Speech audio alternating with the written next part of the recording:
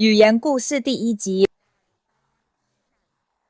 鏡的智慧人為鏡就係整個黑記，知道有一天跳出來看到陽光嘅大海，他才知道世界比想象的要大，沒有停止過事，因為仲有新事物在等待着我們。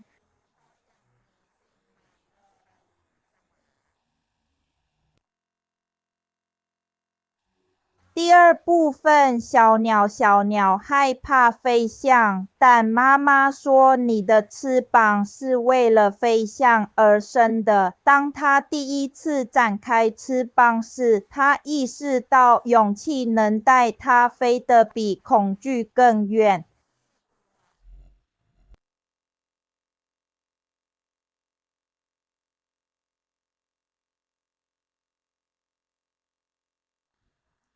第三部分，蟲子傻傻的蟲子在黑暗嘅地下可忍受風雨，在中層層迷離嘅夢。黑暗意志嘅人類，是帶我哋走向光明嘅東西。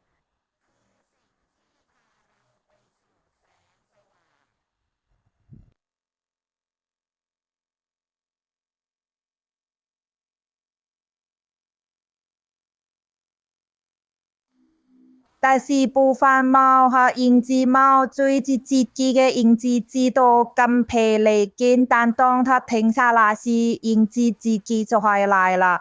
有時候我哋追求嘅東西可能一直都喺我哋身邊。